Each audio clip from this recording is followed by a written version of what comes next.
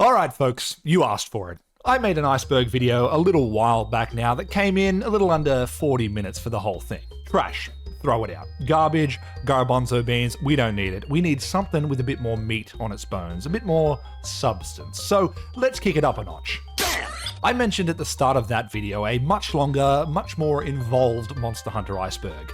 And in case it wasn't clear, here we are. This video is the first of 8 tiers, and granted the first tier is about twice the size of the rest of them, it covers a lot of ground. It's also a few years old at this stage, so some newer stuff like Sunbreak and Wilds don't feature a whole lot, but I'll bring them up if they're relevant. So with 60 odd entries to get through, we best get started. Strap in folks as we dive into tier 1 of the ultimate Monster Hunter Iceberg. Starting with our first entry, The Tale of the Five. Kicking things off with a pretty straightforward one, The Tale of the Five is a creation myth story in the world of Monster Hunter, which is also a running through line of the story of Monster Hunter World, and can be read in a book that sits next to the bed in the player's room. The story opens by talking about a timeless world of nothingness, inhabited by several groups of people and 5 dragons. When the people questioned why there was a whole lot of nothing around, the dragons created the sky and the oceans. From the center of the ocean they made an island, and the 5 dragons then disappeared, each transforming into a different aspect of the world. One dragon became the land, one became the mountains, one became the lakes and the rain, one became the forests, and the final one ascended high into the sky and became a brilliant blue star. A sapphire star, if you will. The humans then wondered why the dragons had left them, and a single youth set out to find them, eventually returning with scales from each of the dragon. With these scales, the humans then created and molded their own land. They made the moon, they made the day and night cycle, they made seasons, and ultimately they created time. As time moved forward, many forgot about the 5 dragons, though deep within every person exists the call and the knowledge of that island of the 5, the first island ever created. And I think you'll find that the implication is that this island is in fact the New World. The Tower. The Tower is a huge megastructure that was created by the ancient civilization and functions as a playable map that can be found in many Monster Hunter games. It is incredibly tall, reaching up past the clouds, and is in a state of disrepair due to the ancient civilization being utterly annihilated in the Great Dragon War. More on that shortly. The tower has several different iterations depending on what game you are playing and what monster you are hunting. But in its most normal state, it features 10 areas total, which consist of 2 at the base of the tower, several internal areas, several open air areas, and the top of the tower where you will most often fight your target monster. This map is usually used to fight elder dragons, however several other powerful monsters can be found here too. It should be noted that the other maps like Tower 2, Nest Hole, Tower Summit, and Tower 3/Forlorn Arena are all slight variations or condensed versions of the same locale, showing you different subsections, rooms, and areas found throughout the structure, building on its strange design whilst also making custom maps to fight certain rare monsters like Yamatsukami, Lucent Nagakuga, and Molten Tigrex. Dead Gypserus in the Hollow. This one is a neat little bit of environmental design coupled with some in-game lore that can be easily missed. In Monster Hunter 4, a map called the Sunken Hollow was added to the ever-expanding roster of locales. It was a series of subterranean tunnels and caverns full of gigantic spiderwebs and water flowing through it. It was a very moist environment. There was also an alternate version of the map known as the Volcanic Hollow, which was the same map just filled with lava following a volcanic eruption. Regardless of which version you are in, Area 5 of this map features a series of giant cocoons that hang from the ceiling and can be seen in the distance, and closer inspection would reveal that these are in fact dead Gypserus wrapped in spiderweb. This implied that this area was the nest of a Nursilla, a gigantic spider-like monster akin to Rachnakodaki. For those that don't know, Nursilla are known to hunt and kill Gypserus, take them back to their nests, feed on them slowly, and then skin them, and apply that skin to their own body. That is what the purple covering on a Nursilla is in-game. It's Gypserus skin. Yeah. Moving on. The New World. The New World is the location where the entirety of Monster Hunter World and Iceborne take place, except for the Fatalis Hunt.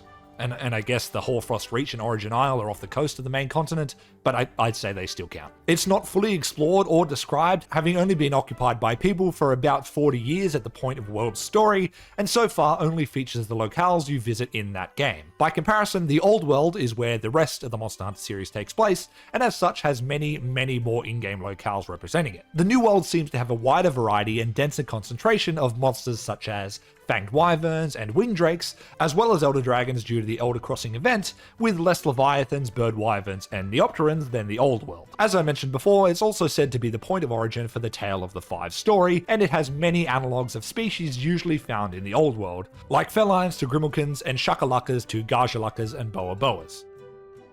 Rajang preys on Kirin. Whilst I'm not certain when this originated, Rajang preying on Kirin is indeed canon. In fact, it is one of, if not the only monster that is not an Elder Dragon that actively seeks out and preys on a specific Elder Dragon. Devil Joes will also take on Elder Dragons and can come out on top, but they don't seek a specific one out for a specific reason. Rajang, on the other hand, do, and they do this to try and break off the Kirin's horn and eat it to trigger its change into its golden enraged state and charge the organ in its body that gives it the ability to create lightning. This is of course on full display in Iceberg when we get to witness a Rajang attacking and breaking a Kirin's horn off in its intro cutscene. It also does this if it engages in a turf war with a Kirin. Hey, editing Ginge here. This apparently comes from Monster Hunter Dose, where you could feed a Rajang a Kirin horn to make it stronger in the little arena monster battle mode thing that Dose had, which we will cover later in the video. Alright, back to it. Hollow Shen-Garen in the Jurassic Frontier. This is a cool one, and along a similar vein to the Dead Gypsaurus entry we just went over, and it shows that there is a lot more to the maps in Monster Hunter than you may recognise. The Jurassic Frontier was introduced in Monster Hunter Generations and was the intro map for that game. It was quite similar to the Ancient Forest with regards to its theming being very prehistoric in design and vibe. As you descend through this map, you end up at the bottom of a series of cliffs, dense in plant life and fungus, and there's even this big cool gigantic T-Rex looking skull. Area 10 of the Jurassic Frontier has a section that you can climb up as a one-way ticket back to the top of the map, but what you may not notice is that this wall of vines is actually hanging from the corpse or perhaps shed exoskeleton of a Shen-Garen. Shen-Garen is a monster that was first seen in Monster Hunter Dose and has since only appeared in a couple of the handheld Gen 2 games as well as the MMOs. It was a colossal crab with incredibly long legs, and it was a siege fight much like the other huge monsters, and like Daimyo and Shogun, it uses a monster's skull for its shell, opting for a Laoshan lung skull because it's just so big. Its presence in Generations may only be limited to this, but it was a nice detail hiding in plain sight nonetheless. Dead Zora Magdaros. This entry could be referring to one of two things, so I'll cover them both. The first is that the Guiding Lands map found at the end of Iceborne is said to have been formed as a result of a Zora Magdaros dying and releasing all of its bioenergy. This is supported by several factors. Whilst it's not present in Master Rank at all, players can craft Master Rank Zora Magdaros equipment using materials gathered throughout the Guiding Lands. The skull of a Zora Magdaros is present in the Rotten Vale section of the map, and a large rocky structure that looks like Zora's shell can be seen in the volcanic region. The second thing that this could be referring to is the Frost Islands found in Monster Hunter Rise. Lying through the center of that map is a set of gigantic bones, the skull of which appears to be very similar to a Zora Magdaros with a Dragonator stuck in its head. The map itself is said to have been made a barren place of desolation and death following the battle that brought the creature down. Whether this is confirmed to be a Zora Magdaros or just a closely related monster, I'm not sure, but we know that they explode when they die, so I'd say it's completely feasible that that's what caused the aforementioned desolation and death. Ancient Civilization. Now, I'm still unsure if the Ancient Civilization page on the wiki is all confirmed canon. In fact, I'm pretty sure that at least parts of it are confirmed to not be canon, but nevertheless, let's get into it because sometimes it's fun to discuss non-canon stuff anyway. Throughout the world of Monster Hunter, there is a lot of evidence that some sort of advanced civilization occupied this place a very long time ago, far more advanced than the current civilization we see when we play the games. The most obvious evidence we come across is the collection of ruins that can be found throughout various maps. In particular, the Tower, Sky Corridor, and Cloud Viewing Fortress maps. The people of this culture had found different ways to harness the power of monsters, using them for their own means, be those justified or nefarious. Ultimately, this misuse of monsters resulted in their downfall, and we'll go over several different aspects of the ancient civilization over the next few points to flesh out the lore behind it, a lot of which is also non-canon. The perfect enemy for humanity. This is an entity that arose during the Great Dragon War and refers to a monster that despised humanity to such a degree that it would lay waste to entire kingdoms as it pleased. This is the dragon that destroyed Castle Shrade and is said to live there to this day. It holds on to the memories of its fellow monsters being slain in droves by the ancient civilization, and it uses that resentment to fuel its destruction, to the point that it will take fallen humans and melt them onto its own body to create armor for itself in the same way the humans did to its brethren. You've probably figured it out by now, the perfect enemy of humanity is implied to be the Fatalis. The EDW and the Great Dragon War. When the ancient civilization was at the height of their power, their way of life and advancement in technology required the death of immeasurable dragons to be able to get the materials they needed to use to build their weapons and structures. This resulted in the beginning of the Great Dragon War, as the monsters rose up against them and their hubris to defy nature in such a drastic way. These dragons fought to annihilate humanity itself, and this war was a worldwide event which in the end resulted in the extinction of a whole bunch of monsters and the ancient civilization being scrubbed from the world almost entirely, with none being left alive and only ruins remaining. The inciting incident that was said to be the catalyst to kick off the Great Dragon War is known as the Forbidden Act. This act was considered to be a crime against nature, as the ancient civilization worked to create their own life forms, doing so by taking the lives of natural creatures. The only known example of this creation was the Equal Dragon Weapon, or EDW for short. This abomination was effectively a walking corpse made of the bodies of many older dragons, pieced together and held in one piece by a metal frame. It's pretty dark by Monster Hunter standards, I must say. I'm glad it's pretty much not canon. Pause. This video is brought to you in partnership with Fanatical. Fanatical is a leading PC gaming and entertainment digital retailer with some of the best prices on the biggest games. Monster Hunter Wilds is just around the corner, and you can pre-order your Steam key with Fanatical for 18% off right now up until its release. Or you could grab yourself a copy of Monster Hunter World or Rise if you're just getting into the series. Whichever game you're looking for, by using my affiliate link in the description and pinned comment down below, you will be directly supporting this channel and scoring yourself some great games in the process. Thanks to Fanatical for partnering with me for this video, and let's get back to it. Lao Shan Lung is running from Fatalis. For those not acquainted with the Lao Shan Lung, this guy was a giant elder dragon that was introduced way back in the first Monster Hunter game. It could be fought in the fortress as it slowly advanced with little regard for the player character, hitting you simply by moving its body. The explanation given for its sudden appearance and its behavior of persisting with its advance despite being attacked is that it is in fact fleeing from the Fatalis. Whether Fatalis is actively trying to kill it or not is unclear, but given the Fatalis lore we just went over, I'd be surprised if that was the case. It likes monsters and doesn't like humans. So rather, it seems that Lao Shan Lung would just like to not be where Fatalis is, because of all the destruction that it causes. And the fortress stands in Lao's way, I'm afraid. Whilst it's common knowledge these days, I tried to find the original source of this detail, and the best I got was an NPC in Monster Hunter DOS that theorizes that this may be the case, so I guess that's where it comes from. Joke weapons. This point is referring to the longsword, one of the 14 weapons in the game. Why does one weapon need so many counters? It's a joke in and of itself. I'm kidding, of course, don't come for me longsword mains please. Throughout the series there has been a running trend of making weapons, usually event ones, that are just a little bit silly. From a hammer that is just a teddy bear, to a corncob gun lance, to a great sword that is just a giant frozen fish. These are fun, light-hearted additions that help the series feel less serious. They're usually not that powerful, but not everything has to be the best of the best when you're just trying to have a bit of fun with it. Size charts. As the generations go on and more monsters are added to the roster, it's fun seeing them compared side by side to see which are truly the biggest and the baddest. This is where the size charts come in. Officially released by Capcom, these are images that scale the monster models of a given generation next to each other to show them all in one big lineup. They're fun to have a look at every now and then, especially for some of the larger monsters, which we often don't get much in the way of comparisons to other monsters, or we don't get to see their entire body during the hunt very well. More recently, these have transitioned to a video format, showing the sizes of monsters compared to hunters and felines, and sometimes even interacting with one another. Handheld Purgatory. Monster Hunter has a long and storied history that dates back over 20 years by the time this video comes out. The series has appeared on many different consoles over that time, beginning on the PS2 and then splitting between the PS2 and the PSP.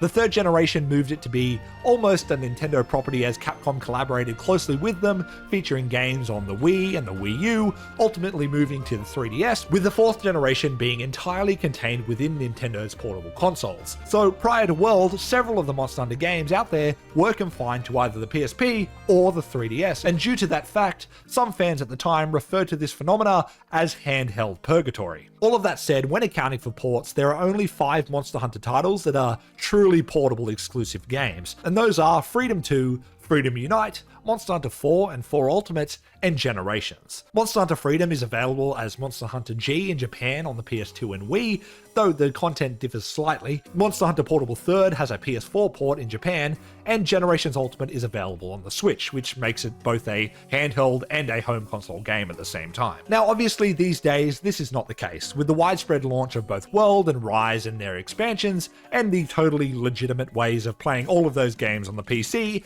but at the time some of the best Monster Hunter games could not be properly experienced on a home console, and for many this remains the case. Moga Woods. The Moga Woods was a feature present in Monster Hunter 3 and 3 Ultimate that was essentially a precursor to modern expeditions. Back in those games, players could go out into the deserted island map without any specific objective or target, engage in a free hunt, and the map was renamed to the Moga Woods. The monsters that would appear and the conditions and abundance of resources could be checked by viewing the Moga forecast, and you could even select if you wanted to go out in the day or the night. During the day you would find standard monsters and low rank materials, whereas during the night you would find high rank materials and monsters not usually found in the deserted island could appear. Things like Baroth and Uragan and Diablos. It was a fun little feature that has since been greatly expanded on, but modern expeditions don't quite have the same vibe as Moga Woods did. It's not quite as novel an idea anymore, I'd say. The Huntsman.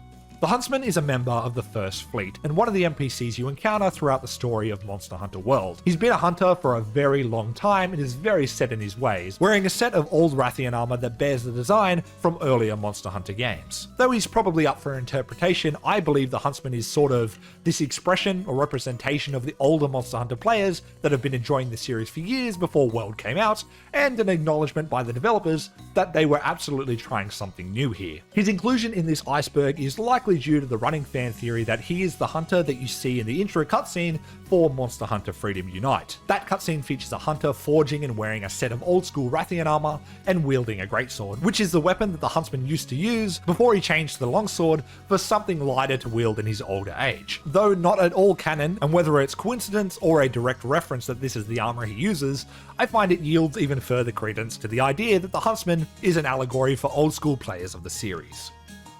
Generations. Now, there's a chance that this is referring to the game called Monster Hunter Generations, but I don't believe that's the case because otherwise it would have the full title of the game. Rather, what I think it's referring to is the concept of generations in the mainline series that separate the Monster Hunter titles and group them together based on their inherent mechanics, visuals, and design philosophies, as well as the time frame they were made within. Each new generation begins when the next numbered Monster Hunter is released, which means that currently we have 5 generations with the 6th about to begin. As for which games fall within which generations, the first consists of Monster Hunter, Monster Hunter G, and Monster Hunter Freedom. The second consists of Monster Hunter DOS, Monster Hunter Portable 2nd or Freedom 2, and Monster Hunter Portable 2G or Freedom Unite. The third consists of Monster Hunter Tri, Portable 3rd, and 3 Ultimate. The fourth consists of Monster Hunter 4, 4 Ultimate, Generations, and Generations Ultimate. The fifth consists of Monster Hunter World, Rise, and their expansions Iceborne and Sunbreak, and the sixth will begin as we head into Monster Hunter Wilds. Think of these generations as different eras of Monster Hunter design and direction, with each having its own characteristics that work to innovate and drive the series forward. Dalamadur in the Rotten Vale. This is another one of those not so hidden map details that if you don't have much context for, you may miss it altogether.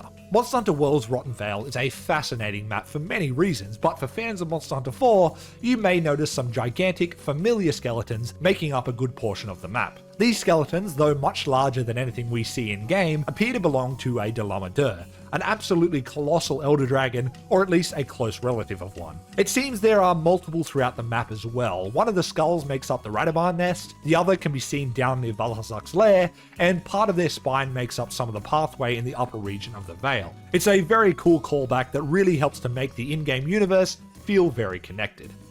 Variants versus Deviants. The divide between variants and deviants is ever shrinking, and the line certainly is blurred these days. Variants have been around for far longer, technically dating back to the first generation if you count the scarred yarn Garuga being labelled as a standard Garuga back in Freedom, though they have become far more relevant and official in the 5th generation. Currently they are defined as an individual or group anomaly of a certain monster. They are pretty much always more powerful than their standard counterpart and are more in tune with their inherent abilities, having one or more traits that set them apart. The variants we have gotten over the years include things like Scarred Yarn Garuga, Rusted Kushala Daora, Furious Rajang, Savage Devil Joe, chaotic Gormagawa, raging Brachydios, shrieking Legiana, seething Basilgeuse, Blackveil Valhazak, Ruin Energigante, Frostfang Barioth, Crimson Glow Valstrux, Nawa the Allmother, Scorn Magnamalo, Primordial Malzeno, and several others that appear in Frontier and online. The Deviants, by comparison, debuted in Generations and were expanded upon in Generations Ultimate,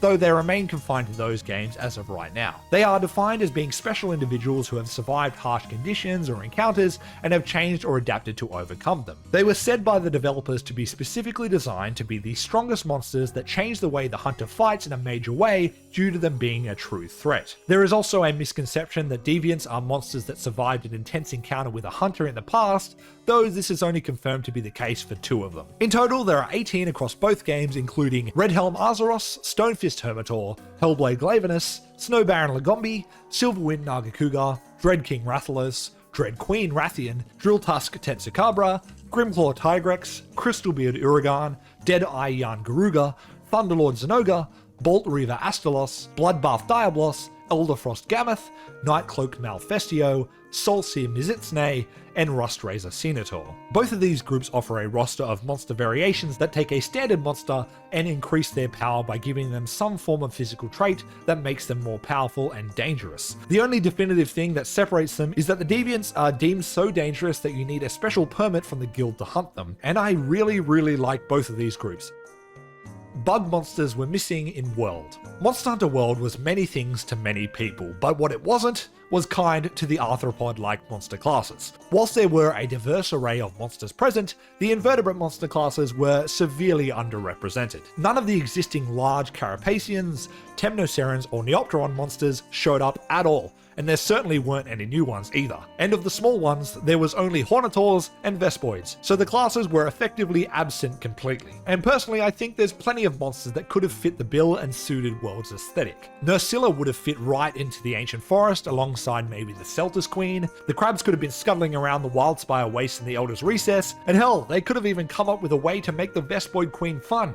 As impossible as that seems. I suppose the thought process behind this was that the giant bugs aren't terribly appealing and detract from the widespread appeal they were aiming for in World. But given that we got some of the best additions to these monster classes in the previous generation, including the Nursilla and Celtis Queen like I said, and of course the amazing Athel-Kar, it's a little bizarre and a bit of a bummer that we didn't get such monsters in Monster Hunter World, or even anything new for that matter. Mysterious Fish. The Mysterious Fish seems to refer to an achievement in Iceborne called Submerged Mystery. The objective of this one is to find and capture a strange fish in the Hoarfrost Reach. The fish in question is called the Sea Lord's Crestfish, and looks like this. This fish can only be found in the Hoarfrost Reach at night in a particular pool in Area 8. And also sometimes, it just won't spawn. It's all up to chance. Landing this impressive catch will get you the achievement, along with some interesting flavor text that reads, "These beauties lurk at the bottom, save when surfacing to feed at night. They are so rare that they're said to be familiars of the sea god." Don't forget your bait bugs, folks. Black Diablos in Heat. This one is very well known at this stage and is one example of the term subspecies being a bit of a misnomer in Monster Hunter in general. The Black Diablos, though different in appearance to a standard Diablos, is actually just a female during the mating season. During this time, their shell turns a dark black to signal that they are fertile, along with being increasingly aggressive, and will just attack with little to no reason at all. There's a few examples of subspecies not actually being genetically different from the common species throughout the history of Monster Hunter, but this one is probably the best known example. Sharej Valda looks at the player. I caught some flack for this one in my first Iceberg video. Look, it is confirmed that purely from a model mechanics point of view, no, Sharej Valda's eyes do not track and follow the camera. That said, it still looks like it does, as was pointed out in the comments of that last video, and yeah, I suppose you're right, it does. So it doesn't really matter whether it is technically looking at us or not, it gives the illusion that it does, which is pretty cool regardless. Yeah. Plesioth Hitbox. The older Monster Hunter games are notorious for their absolutely shocking hitboxes, but there's one monster in particular that takes the cake. A hitbox, for those that don't know, is an invisible mechanic in video games that dictate whether one object has collision with another, specifically detecting when it collides with a hurtbox and as such, helps detect whether attacks connect in a video game. In an ideal world, the hitbox occupies the model perfectly, or otherwise has some form of particle effect that indicates the attack's range and impact. Not in the Plesios's case though. Plesios's hitbox was so wild on its tailspin and hip check attacks that it would hit you from halfway across the arena, without coming anywhere near you. This was so infamous in fact that the developers in Monster Hunter Stories leaned into it and gave the Plesioth in that game an attack called the Hyperspace Tackle, where it would hip check in place and hit every enemy at the same time. Good meme. Nergigante is nature's balancing mechanism. This is a pretty consistent through line of base world story, and even into Iceborne as Nergigante ultimately chows down on Shara's Valder as well. Nerg's purpose in the story, and by extension in the new world as a whole, is to act as a balancing mechanism to keep Elder Dragons under control during the Elder Crossing and limit their impact on the ecosystem. Nerg will hunt and eat them and thus keeps them from laying waste to entire locales. That said, Nergigante itself seems very destructive and requires a massive amount of energy to stay alive, and so that's when we step in to become the real balancing mechanism, I suppose. Or that's the idea, at least, I think.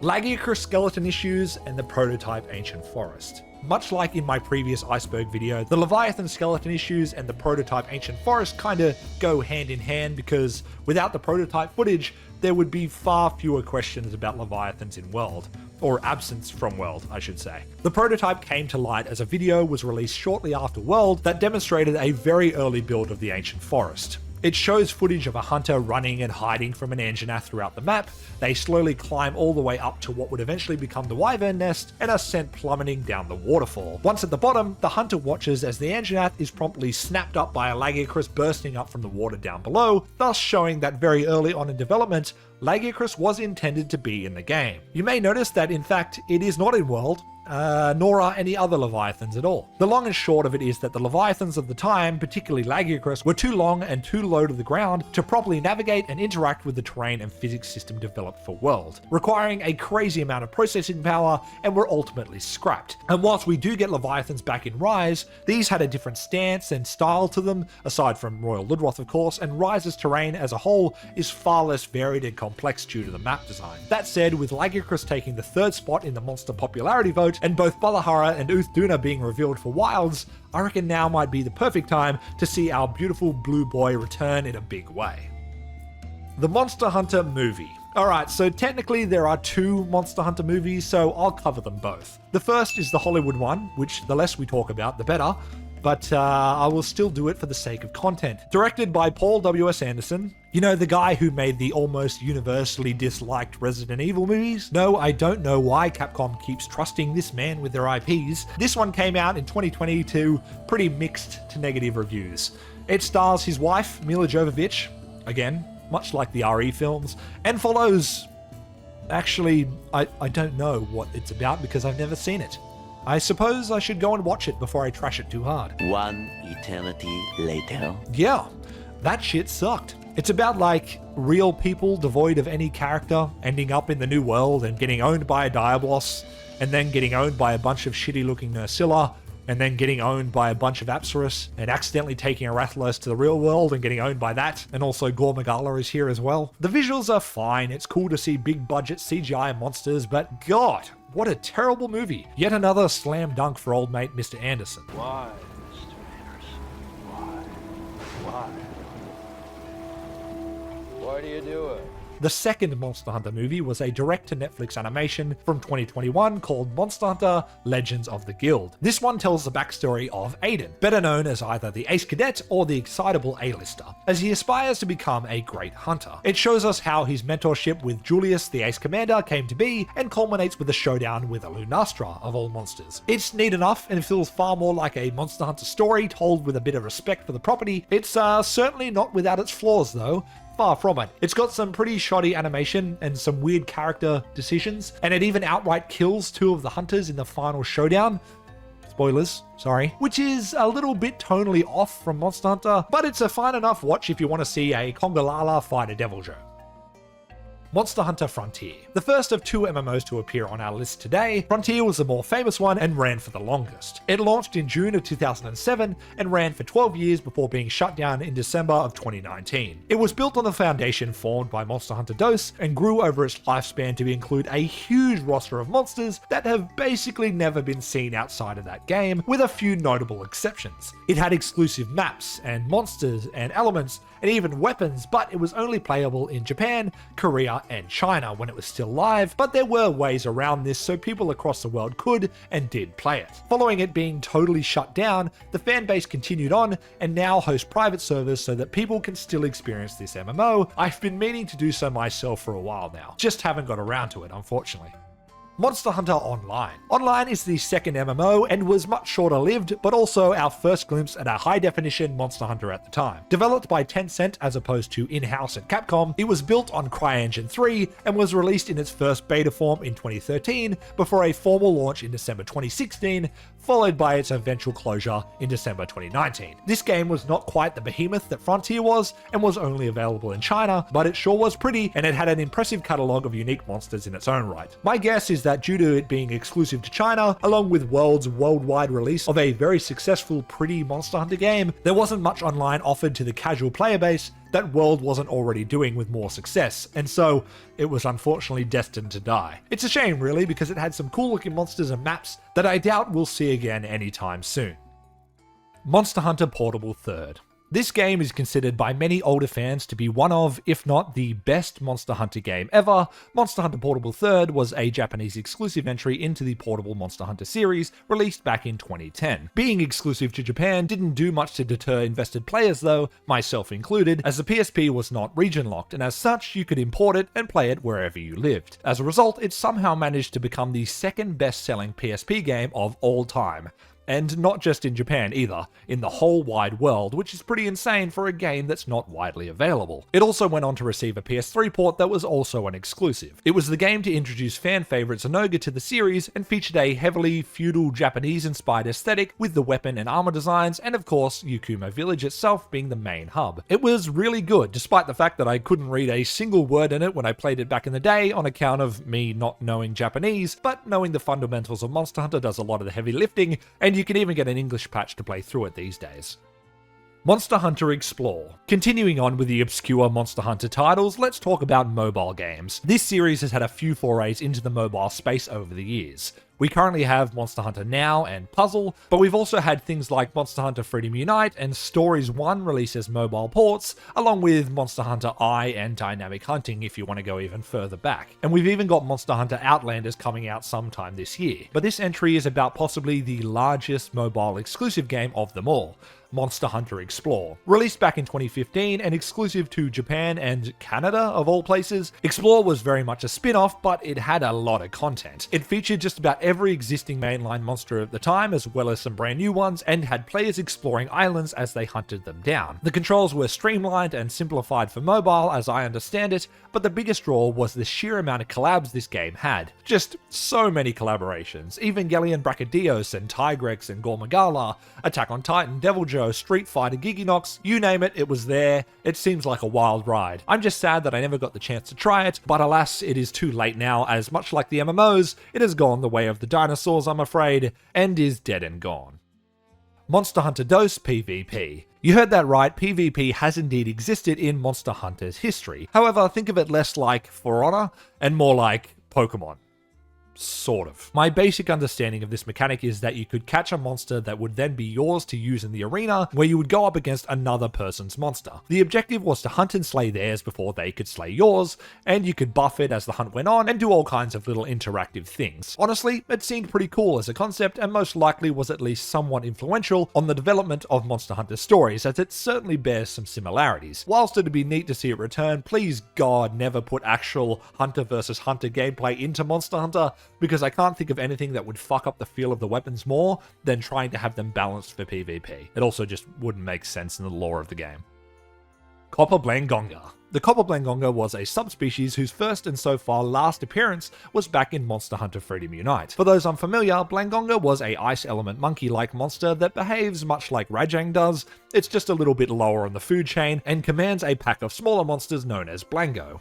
While subspecies were added to the series in Monster Hunter G, the Koppelbangonga's appearance in Freedom Unite is notable because as a subspecies, it was the first one to properly alter the element, behavior, and habitat of the base monster. Before that, subspecies were definitely different colors to their standard counterparts, but they largely acted as harder versions of the monster with the same behavior, elements, and maps being used, being more akin to modern variants. Koppelbangonga took an ice element monster, changed its color scheme from white to brown, placed it in the desert, gave it rocks instead of ice to throw, and got rid of its smaller packmates entirely. It was a pretty big turning point for the series in terms of monster design, and paved the way for many more interesting subspecies in the future.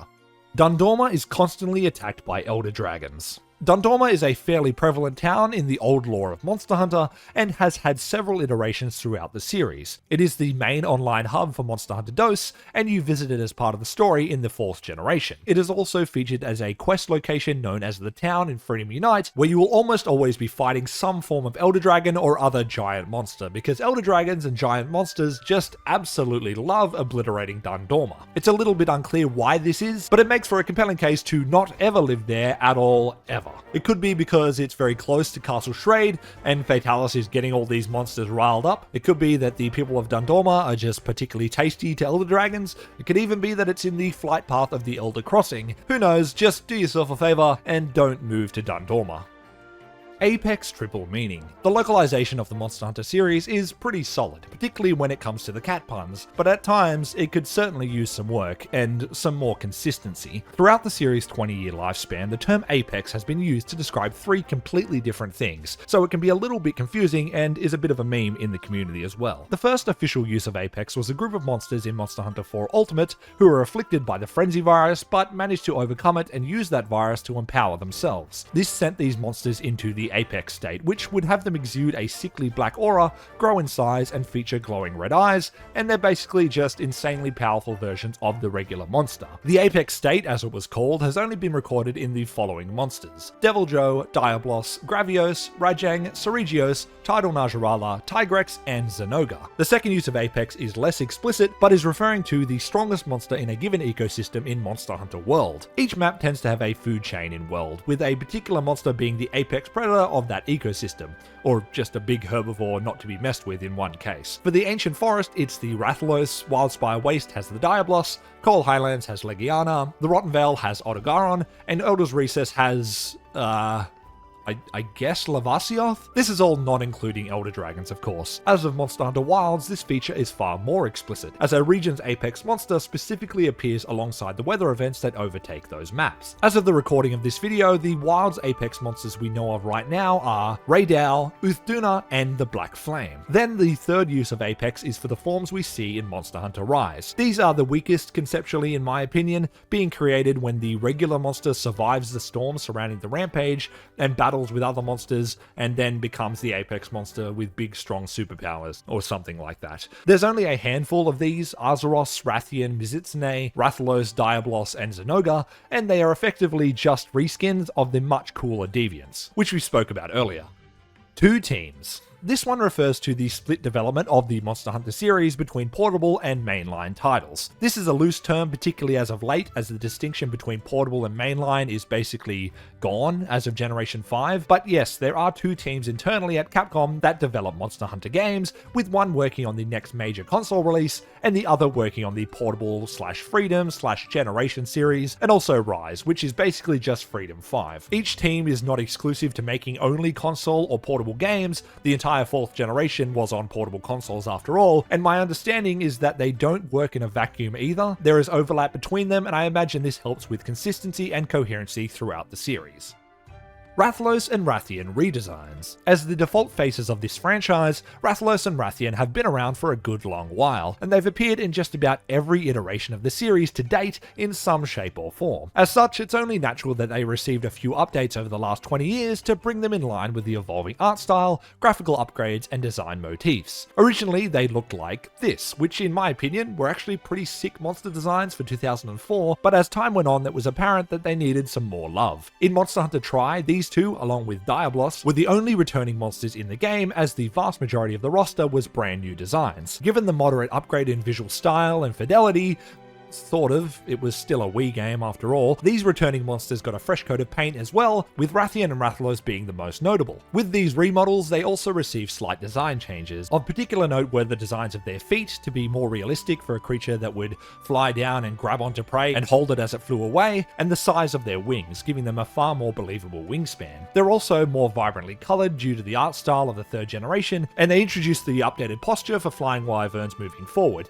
where they hold their heads lower to the ground and their tails higher in the air to balance, whereas previously they just sort of were very horizontal. They also obviously get their redesigns in Monster Hunter World as well, along with every other returning monster to bring them into the modern age, though these changes were more just improved graphics rather than changes to their physiology. They didn't get any brand new features like how Yian Garuga got its wings just completely changed.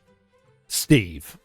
This is a good little meme, and there's a little bit of community lore behind this one. Steve is the fan name given to Ceregios, the flagship monster of Monster Hunter 4 Ultimate that appeared in Sunbreak, and it's a name that has persisted since it was released, but where did that name come from? Well, originally back when Ceregios was teased before its official name was revealed, a fan asked what its name was in the comments section of the teaser trailer. Then Capcom Unity guy turned community manager Yuri replied to this fan by simply saying, Steve, and the name just stuck. I'm pretty sure Yuri has since moved on to bigger and brighter things, but his legacy will always live on through Steve. Hyper monsters. Most Monster Hunter games have some form of mechanic that gives us empowered versions of monsters to fight as the endgame. Sunbreak had the Affliction, World had tempered and arc-tempered monsters, and the Generations games had the Hyper State. This was a phenomenon that made monsters very aggressive and much stronger. They would also have sections of their bodies that would glow with this red-black mist, and attacks using these glowing parts would be empowered, do more damage, come out way faster, or have a larger area of effect. The mist would move to different parts of the body over time, changing the fight on the go, and attacking the glowing section would yield additional juice for your Hunter Art gauge, which were basically the precursor to Wirebugs in Rise. In short, hyper monsters have more health, deal more damage, become enraged more easily, and do not run out of stamina. Area themes are monster themes. This should be a pretty clear point to anyone who participated in the recent community poll for the best Monster Hunter theme, where you would have noticed that a lot of the monsters don't have a unique theme, but rather share theirs with many others. The themes in question though are sometimes still named after the primary monster that it represents. For example, the theme Raw Rathalos is used for many monsters in the Forest and Hills map of the original Monster Hunter game, but first and foremost it is the Rathalos' own theme. Hence the name. You can even hear some iteration of it in the newer games in its intro cutscene. This is seen in Gen 3 as well, with the theme Tremble of the Sea and Land being mainly recognized as Lagiacrus's theme, but also being used as the Deserted Island generic theme as well. It wasn't until later on in Gen 3 and beyond where we started to get very specific themes for large monsters, and even then, it's not a guarantee as we saw in Monster Hunter World. Hot Fish. This one definitely took some digging, but I think I figured out what it's referring to. It's an inside joke in the community, one I had not heard of before personally, but it references the lyrics that can be heard in the old Fatalis theme, very clearly saying, get me hot fish, bless me hot fish, put some salsa on the hot fish. Here, let's have a listen together.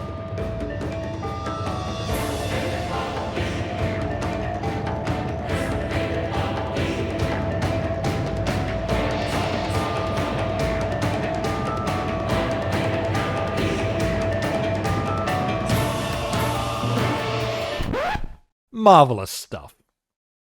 False lore. This entry is a tricky one because I'm unsure if this is referencing a particular event that happened or just the general misinformation that circulates around the community with regards to canon lore. The lore of Monster Hunter is very rich and very interesting for those that care to seek it out, because rarely is it actually explicitly and overtly included in the games as opposed to being in supplementary material like the art books. But this ultimately makes for a lot of speculation in the general community because it's not that available. People spread misinformation on forum posts, they get things wrong in videos, myself included. In fact, I've probably gotten something wrong in this very video you're watching right now. Or they just genuinely interpret something as canon when it isn't. It happens, and every now and then, it spreads like wildfire. Some of the more prevalent examples of false lore are the Equal Dragon weapon being confirmed canon, and the Yian Garuga being a Rathian Kutku hybrid. Souls-like. I think that this has floated around a bit for a while, particularly as a result of Monster Hunter World's success, but every now and then someone calls Monster Hunter a Souls-like, and everybody else collectively loses their mind. As for me, I can see the similarities, third-person fantasy setting, high skill ceiling, big dragons and monsters that seem utterly beyond your means as a little human, there's certainly overlap in the theming and gameplay department, and I would hazard a guess that most people who like one series would like the other. I know I sure do, but to call Monster Hunter a Souls-like is to misunderstand both series in my opinion. There's a lot of differences between them, but the main things are things like the gameplay feel, the core loop of the game, and the settings. Monster Hunter is a more action-focused, quest-based resource management game with a naturalistic world, and Dark Souls and the other FromSoft games are very dark fantasy, gothic masterpieces focused on exploration and rich world building. They're both great, don't get me wrong, but they sure are not the same. Frontier monsters in the main series. As of right now, there are 3 monsters that fit the bill as frontier monsters that have made their way into the main series. These 3 are the Hypnocatrice, the Lavasioth, and the Espinas. Both Hypnocatrice and Lavasioth debuted in Frontier first, and then showed up in Freedom Unite, with Hypnocatrice being exclusive to that game as of the recording of this video, and Lavasioth going on to become a series regular, even being in the Eldest Recess in World. It should be noted that whilst they technically are in Frontier first, their appearance in Freedom Unite was planned for quite some time, and these 2 were designed in tandem between the 2 teams, with concepts being found in the Gen 1 art books. Espinas is a different story though. Whilst I've heard it been said that it was also planned for Freedom Unite, Espinas would not see the main series until 14 years later when it was added in Sunbreak. I particularly love how Espinas looks, feels, and fights in Sunbreak, and I do wish for more frontier monsters to grace us with their presence in the future. Whether that's a pipe dream or not, only time will tell. Monster Hunter PS2 controls. Though there aren't too many people who have played the PS2 Monster Hunter games, their legacy is well known. Of the quirks and qualities that they have, few are as infamous as the control scheme. Whilst I'm unsure about Monster Hunter DOS, I can tell you from experience that the first Monster Hunter was a wild ride. The main difference between it and just about every single other action game I've ever played is the camera and combat controls. The camera is used purely with the D-pad, locking it into different camera angles as you tap a button in each direction, and you may be thinking, why not just use the right analog stick? Ah, well, of course, that is for attacking. Pulling the right stick in different directions would prompt a different attack that actually felt pretty organic. It was pretty intuitive. For example, when you use the greatsword, pushing it forward would do a big overhead swing, pushing it to the side would do the side spin, and pulling it backwards would do the backswing. It was actually pretty cool, and it did a great job to set Monster Hunter apart from other games back then, but I am glad it's gone though. I think that it could have single-handedly alienated a lot of players from the series and sort of kneecapped its success to a degree. Pukei isn't a chameleon. Pukei is a peculiar little monster that was introduced in Monster Hunter World. At first glance, it can be a bit tricky to tell what exactly it's supposed to be, and I think that its design inspirations are varied and cast a wider net than just, this thing is a chameleon. That said, it does indeed feature some elements reminiscent of a chameleon. Its eyes can move independently of one another, it can partially change the color of its face, its tail is sort of prehensile, and it's got zygodactyl feet. But it's also got feathers, wings, and a tongue that's more reminiscent of a frog's or some other amphibian. And that's where the true inspiration comes in. Recently I made a video about bird wyverns, and I said that Pukei is not much of a bird, and then the comment section pointed out that he's probably based on a literal translation of a tawny frogmouth. An Australian bird that I often see sitting outside my window, because I live in Australia. I should have been all over this comparison, but somehow I just wasn't. So yeah, that's my interpretation now as well. Pukei takes the concept of a tawny frogmouth and really leans into the frog part of the name and brings it all together with some chameleon traits. And I like it more now as a result, I must say. Also, it can't just be a chameleon because Chameleos is already the best chameleon monster hands down. Movie Nursilla redesign. I don't know why they bothered putting Nursilla in this movie at all, if they were just going to change so much about it. For those unacquainted, we spoke about Nursilla earlier in the video with the Gypsaris that are found hanging in the Sunken Hollow. This thing is a badass. They are absolutely huge, bright white with blue eyes, draped in purple Gypsaris skin, and giant spikes coming out of their back. And need I remind you of the retractable mandibles. So what the hell is this thing? Abysmal. Tragic. Terrible. This thing looks like generic Spider Mob 3 from any MMO released in the last 2 decades. Why did they do this? Just ugh. False subspecies. As mentioned in the Black Diabolos section, there are a few monsters that are classified as subspecies in-game that are not genetically different from the normal version of the monster, and these are referred to colloquially as false subspecies. As for why this is, I think it's probably because the classifications and texts that we read are written from the perspective of characters in-universe. These people don't have complex genetics and all that jazz, it's a different world to ours. They operate under assumptions and observations that allows researchers and in turn hunters to easily navigate the world and complete their quests as safely as possible, and as such the lines tend to be blurred between the different monster classifications and variations. Given that fact, subspecies should more so be thought of as a label to signify that the hunter can expect a hunt that has similarities to the normal hunt, but should also expect some surprises along the way. As for examples of monsters that fit the bill of being false subspecies, the Black Diablos, as mentioned before, tends to be the best known, but we also have things like the Black Gravios, which is a normal Gravios that has charred itself from being so hot. The Plum Daimyo Hermitor and the Terra Shogun Senator are just normal Hermitors and Senators that have an unusual diet, and the Red Kazoo is actually the normal standard version of the monster, with the more common White Kazoo being the actual subspecies.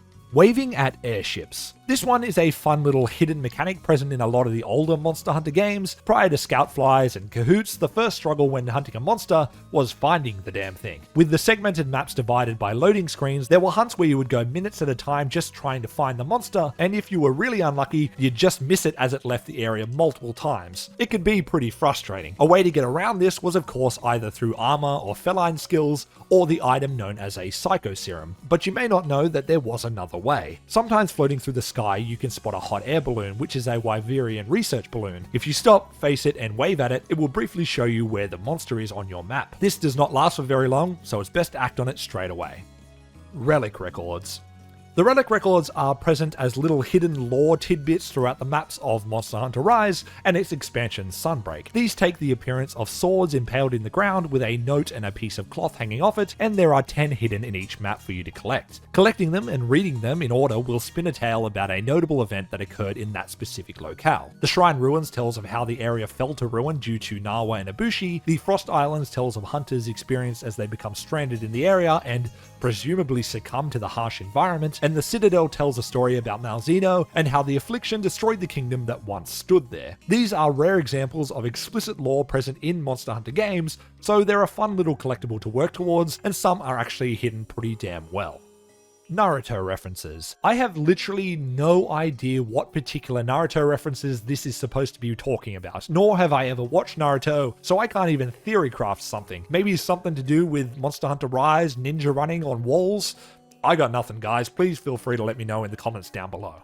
Serpent Skeleton. There has been plenty of skeletons found littering the various maps of Monster Hunter over the years, some much larger than others, but I'm pretty sure that due to the use of the word serpent specifically in this entry, the one being referred to here is found suspended from the ceiling of Area 8 of the lava caverns in Monster Hunter Rise. At first glance, it just seems like some big unidentified monster from times long past. However, if you look at its details a little closer, it appears to be a skeleton very reminiscent of Thunder Serpent Nawa, the final boss of the base game, or if not that, a very close relative of one. This is a cool little piece of environmental storytelling, as we don't often get to see the skeletal structure of monsters, and for the paleontology nerd in me, I just like seeing this kind of stuff, though I don't know how all of those bones are staying suspended up there like that. The connecting tissue is long gone, and if this stuff is supposed to be fossilized, then that shit's gotta be heavy as hell. But I digress. Additionally, if you collect the relic records for the lava caverns, you can read about an incident that is likely a rampage incited by a Nawa and a Bushi. The records then point you directly towards the cave where you can find this skeleton.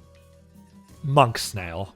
The monk snail is a very cool but very easily overlooked aspect of the environment in Monster Hunter Rise, and is one of the rare endemic animals found across the maps in that game. If you ever find yourself in the Frost Islands at night, you can head to the eastern side of the map to see this gigantic creature in all of its glory. Granted, it decides to spawn. Best viewed from the top of the ruined dragon ship, just off the coast a huge shape can be seen slowly emerging from the water and moving along the coastline. From the viewpoint of the player, it appears to be a giant dark mass with two huge glowing eyes, but it does remain entirely harmless. The quote-unquote eyes are actually just glowing spots on its body, with its head being below the water. If you wave at it, it will wave back, raising its head and letting out a loud bellow. Ace Cadet in World. Ah yes, the only character apart from the monsters themselves that canonically links Monster Hunter World to the previous entries in the series. You're probably familiar with the excitable A-lister. He is one of the first characters to speak in the intro to World, and he's your de facto best buddy all the way up until he is almost outright killed by a Fatalis. We find out that his name is Aiden due to some interactions between him and the guild commander guy, also making him the only character with an actual name and not a title in World, and indeed in most of Monster Hunter up until that point. But did you know that he was originally introduced in Monster Hunter 4. Back then, he was the youngest member of the Ace Hunters and was known as the Ace Cadet. He was a rash, fresh hunter ready to make a name for himself, much like he is in World. And if you want to know even more about Aiden, go watch his backstory, which we spoke about earlier, Monster Hunter Legends of the Guild. It's not the greatest Monster Hunter media released, but it's fun enough and respectful enough of the franchise. Rise monsters are based on yokai. Yokai is a very broad term in Japanese that collectively refers to things like monsters, spirits, demons, and other supernatural creatures and phenomena. There are thousands of them in Japanese folklore, but some are more popular and well known than others. In Monster Hunter Rise specifically, there was a distinct focus to make the roster of monsters with these yokai in mind, and as such, you can recognize their inspirations pretty clearly. To name a few of the more obvious ones, Tetranodon is based on the Kappa, Bishaten is based on a Tengu, and Ghost Harag is a Namahage, with a little bit of Oni thrown in there as well. You'll also even find that some of the monsters that were chosen to return in Rise have their origins based in yokai as well. Nizitsune, for example, is based on a Kitsune, and Zenoga is likely based, at least in part, on the Raiju. Invader monsters. Invader is a fan term for a monster that has a nasty habit of showing up in the middle of your quest to interrupt it and throw a wrench in any plans you may have previously had. Depending on how broadly you cast this net yourself, there may be quite a few monsters that fall under this umbrella term. However, there are a few in particular that fit the bill by almost all standards. The Rajang, the Deviljho, and the Bazelgeuse. The Rajang was introduced back in Monster Hunter DOS and thus was the first invader. The Deviljho was released in Monster Hunter Tri and is in my mind the best example of the invaders to date, and the Bazelgeuse was added in Monster Hunter World, and was the only monster apart from the final boss that was not included in any marketing whatsoever, and as such was a complete surprise once you hit high rank and it shows up. As I said before, there may be other monsters that you might include in this group, as there are a few that can be found in pretty much any environment. Most notably is probably the Valstrux in Rise, then you have things like Velkhana, Ebony Otogaron, Banboro, and Fulgur Anjanath in World. There was also a mechanic in the 3rd generation where at the end of a hunt, once you'd slain your target, the quest complete screen would be interrupted by a warning message as a new, stronger monster had spawned and invaded the quest. This was different from invaders, however, being referred to as an intruder monster, but it's a similar vibe that can certainly catch you off guard. The Ancient Forest and Wildspire Wastes are connected. I mean, technically all of the maps in World are connected because they're all on the same landmass, except the Hoarfrost Reach of course. This refers to the swampy and forest areas of the wastes that take up about half the map. The water that feeds into this section apparently flows directly from the Ancient Forest, and that's why the forested areas of the waste look like they're taken straight out of it. It's a cool little detail that again helps to emphasize the whole living world and ecosystem thing that World is going for. Also, if you go to this particular area of Astera, up past the smithy, you can look out and see this connection directly. The two places are right next to each other, leading straight into one another. Xeno'jiiva is a baby. In the cutscene leading into World's final boss, we witness, or more likely trigger, Xeno'jiiva to hatch from its egg. Whether this is premature or not is unclear, but what is clear is that it is in fact a juvenile monster. A not so little baby that is incredibly powerful, but still clumsy as it does take a few tumbles throughout the fight. And we of course know now what it looks like when it's all grown up. It makes you feel a little bit bad for just beating down a newborn, but I didn't make the game, I just play it. And I love it. Monster Hunter Stories is canon. Stories is a spin-off of mainline Monster Hunter that includes several of its own games and an anime. Rather than hunting and slaying monsters, you collect and fight alongside them, similar to something like Pokemon. The question is then whether or not this is canon to the universe, and I'm pretty sure the answer is yes, it is. Stories goes out of its way to make it clear that the riders live very far away from any other hunters, but there is absolutely overlap. Roverto, for example, is a side character who is very clearly a talented hunter, and places like Gildigaran are explicitly hunter cities, with a hunters guild and everything, and the people that live there being untrusting of riders is a big part of the story. So I think it's entirely feasible that it's canon, though it's very hard to imagine it in a more realistic art style like Worlds, as opposed to its cartoony aesthetic. Good games though, you should go and play them if you haven't. Bazelgeuse in Rise. And last but not least, Bazelgeuse in Rise. I'm a little unsure on what this is getting at. Perhaps this Iceberg was released prior to Bazelgeuse being added to the Rise, so it's a prediction or a leak, or maybe it's the fact that they kind of butchered Bazelgeuse and other invaders due to the way that most monsters can be found in most maps in Rise, and the AI causes them to flee almost immediately when there's two in an area at once. Bazelgeuse in Rise does suck though. They butchered him, made him too predictable, his blast scales are too uniform. I know this isn't supposed to be a review of features, but rather an explanation of them, but Yeah, just my 2 cents. And there you have it. Tier 1 of the Ultimate Monster Hunter Iceberg is complete. And my god, what a slog that was. 61 entries later, and the largest of the tiers down, it only gets more convoluted from here. Stay tuned for more Monster Hunter content, both Iceberg and non-Iceberg related, as we rapidly approach Monster Hunter Wilds. Don't forget to like and subscribe, and share this video with a friend if you think they'll like it too. Take it easy, folks. I'll catch you on the next one. See you later.